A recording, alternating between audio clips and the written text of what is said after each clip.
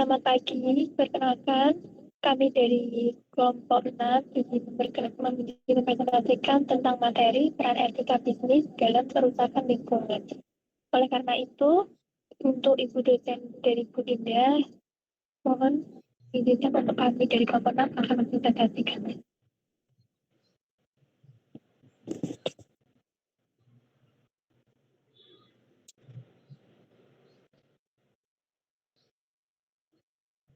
Kami ada 4 anggota kelompok. Yang pertama adalah atas nama Satyana, yang kedua adalah Rudy, yang ketiga adalah Irsya, yang keempat adalah Siva Sidiatullah.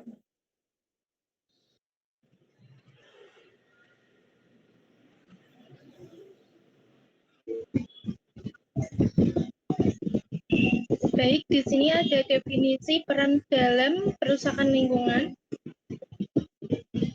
Peran dalam perusakan lingkungan adalah tindakan kontribusi atau keterlibatan suatu pihak, termasuk perusahaan, yang mempengaruhi terjadinya kerusakan lingkungan. Dalam kegiatan bisnis, peran ini dapat berupa penggunaan sumber daya alam, seperti pembuangan limbah dan pengolahan, aktivitas produksi yang mencemari lingkungan. Peran tersebut dapat bersifat langsung maupun tidak langsung terhadap kerusakan lingkungan. Berikut, Mbak.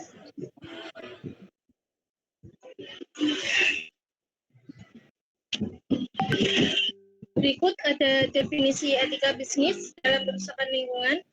Yang pertama, etika bisnis dalam kerusakan lingkungan adalah prinsip moral dan norma yang mengatur bagaimana perusahaan seharusnya bertindak agar tidak merusak lingkungan. Yang kedua, etika bisnis menekankan bahwa kegiatan usaha harus bertanggung jawab terhadap lingkungan, minimalkan dampak negatif, menjaga keberlanjutan sumber daya alam.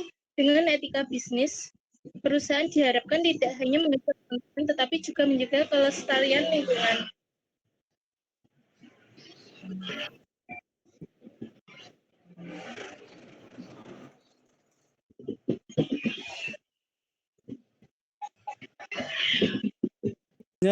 Perusakan lingkungan oleh bisnis.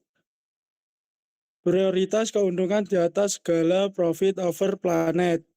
Fokus utama perusahaan seringkali hanya pada maksimal laba jangka pendek tanpa mempertimbangkan biaya lingkungan yang ditimbulkan. Eksploitasi sumber daya alam berlebihan, penggunaan sumber daya alam yang tidak terkendali demi memenuhi target produksi tanpa memikirkan keberlanjutan masa depan.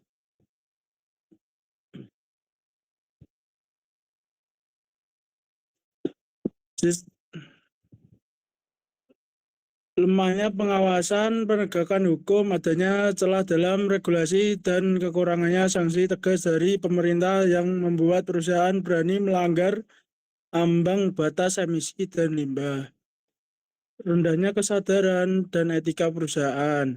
Kurangnya pemahaman bahwa bisnis memiliki kewajiban moral untuk menjaga ekosistem tempat mereka beroperasi.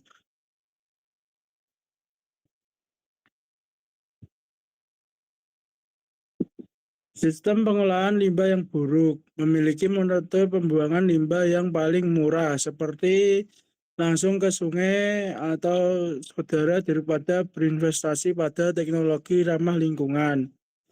Praktik greenwashing, menggunakan pencitraan palsu seolah-olah perusahaan sudah hijau atau ramah lingkungan hanya untuk menarik minat investor dan konsumen.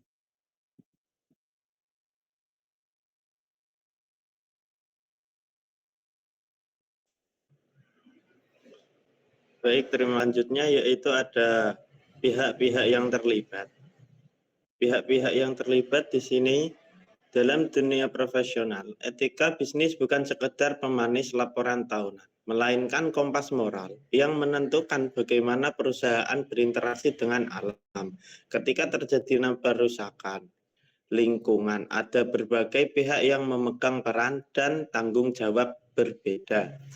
Yang pertama yaitu ada internal perusahaan.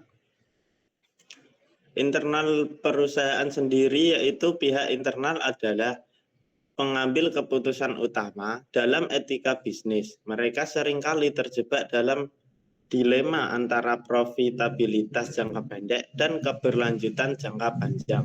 Lalu perannya sendiri menentukan kebijakan produksi pengolahan limbah dan alokasi anggaran untuk teknologi ramah lingkungan.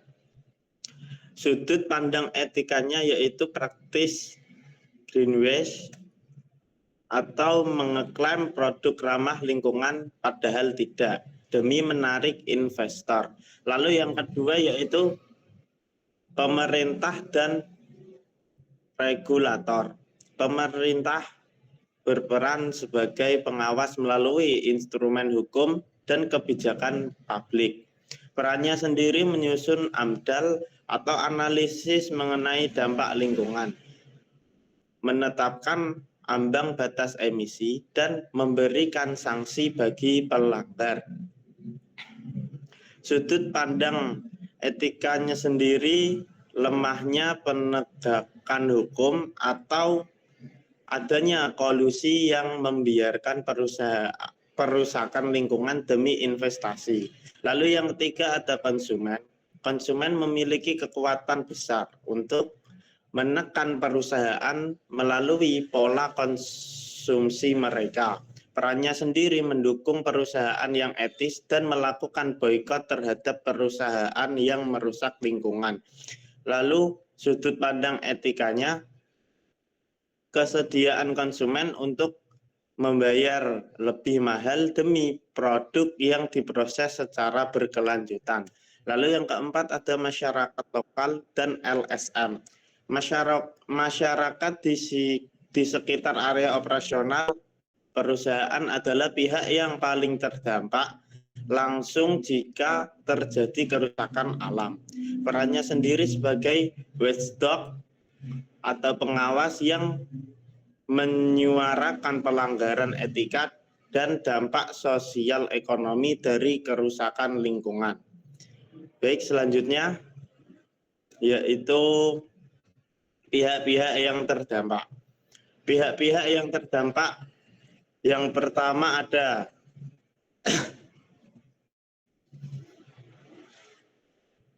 masyarakat lokal. Yang pertama ada karyawan perusahaan. Karyawan perusahaan sendiri sering kali terpapar langsung oleh zat berbahaya atau bekerja di lingkungan yang tidak sehat akibat penghematan biaya pengolahan limbah. Dampaknya sendiri penyakit akibat kerja dan risiko keselamatan yang tinggi. Lalu yang kedua ada masyarakat lokal. Masyarakat lokal sendiri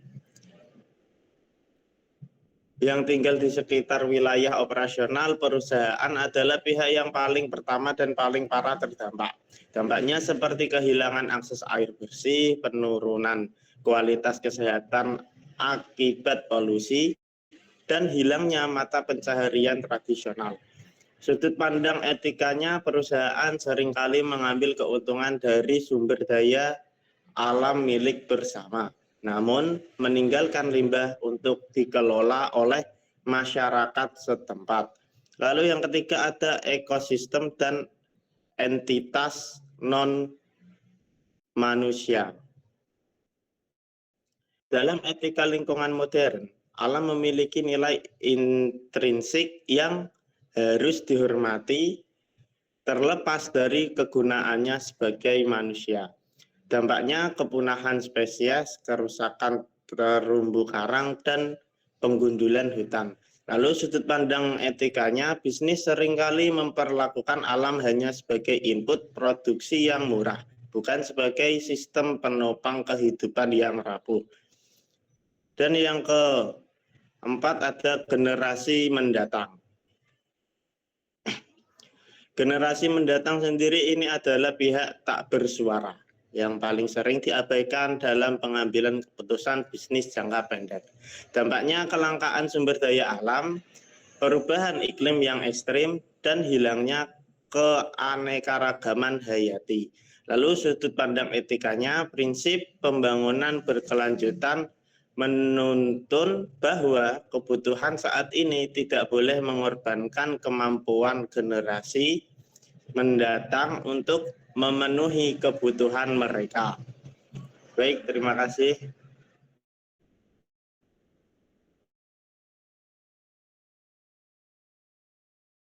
Baik, selanjutnya saya akan menjelaskan tentang strategi etis mencegah kerusakan lingkungan. Nah, strategi ini terdapat 6. Yang pertama adalah identifikasi. Nah, dalam identifikasi ini mengidentifikasi pemetakan seluruh dampak lingkungan dari operasi perusahaan secara menyeluruh. Yang kedua adalah sebuah analisis etis, bagaimana evaluasi tiap dampak pada 3 sudut pandang. Yang pertama adalah manfaat bagi banyak pihak, yang kedua adalah kewajiban moral, dan yang ketiga adalah keadilan bagi kesemuanya. Yang ketiga tentang kebijakan. Nah, dalam kebijakan ini tentang aturan lingkungan lebih ketat dari sekedar kepatuhan terhadap hukum. Yang keempat adalah implementasi. Pada implementasi ini akan mempertimbangkan bagaimana sih lingkungan di daerah sekitar, bagaimana tentang budayanya, dan bagaimana sistem kerjanya.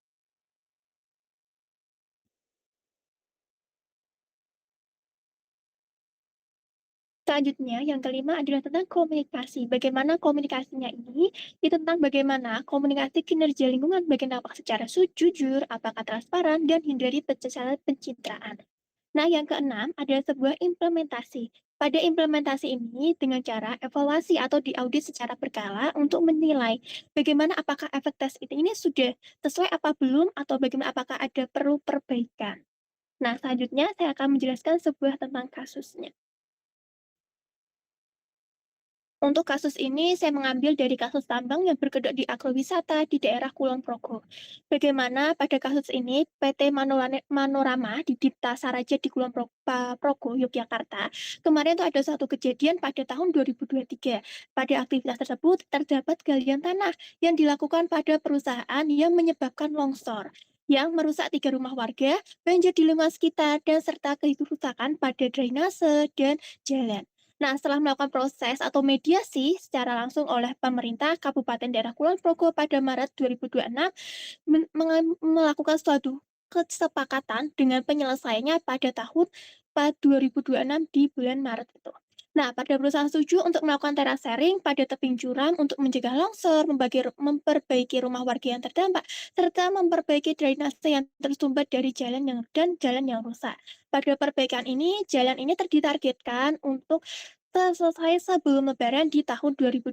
Kasus ini menunjukkan keterlibatan pemangku kepentingan dalam penyelesaian konflik lingkungan, di mana warga, pengelola, dan pemerintah daerah duduk bersama mencari solusi yang adil dan perusahaan menerapkan prinsip tanggung jawab restorasi yang memperbaiki tentang kerusakannya yang telah ditimbulkan.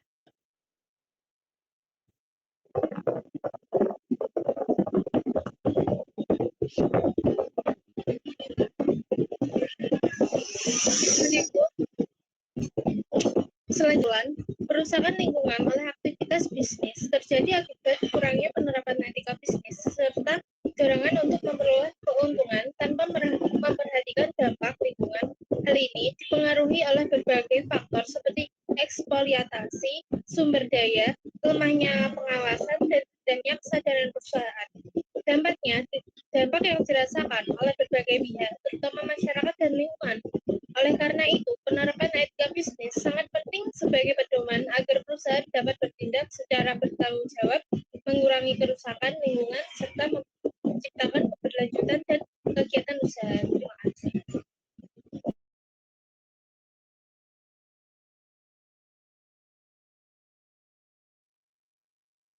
Sekian, terima kasih. Kami dari kelompok 6 mengucapkan wassalamualaikum warahmatullahi wabarakatuh.